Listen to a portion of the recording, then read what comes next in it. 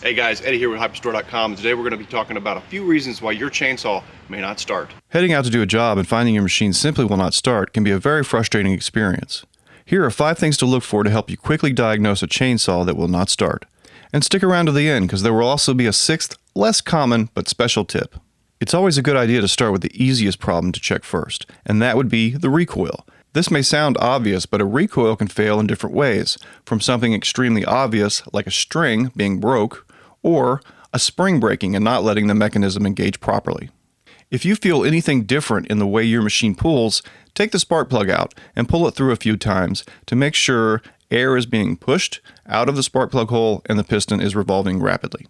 The next 2 easiest checks are related: a fouled or faulty spark plug and/or ignition coil. Remove the plug and using a spark checking tool, check the coil for spark. While you do this, make sure your run switch is in the on position. If you have spark from the coil, one of the easiest ways to check for a faulty plug is to simply replace it with a new one. This is because it is possible that a plug will show a spark when outside of the machine, but not spark or have a weak spark when in the combustion chamber. Of course, if you have experience and know what to look for, you can check it by holding the electrode against some metal part of the engine while pulling the recoil. Next easiest to eliminate as a problem is the fuel or fuel filter. If you suspect the fuel may just be old, just drain the old fuel and replace it. Same with the fuel filter. This is an extremely inexpensive item that should be changed frequently anyway. Hey guys, let me break in here for just a second to remind you that Hipa's all-in-one kits are a great way to fix and maintain your small machines.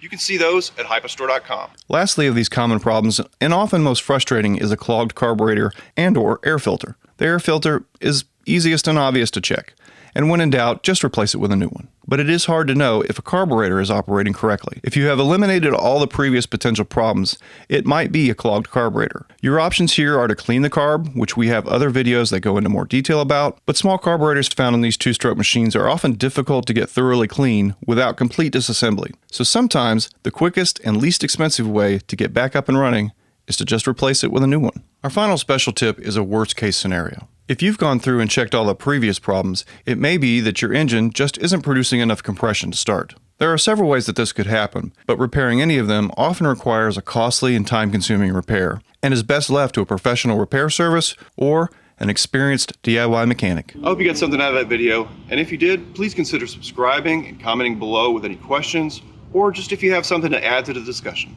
We also have a rapidly growing list of short how-to videos to help you fix and maintain your small machines. So thanks for watching, and join us at hypastore.com.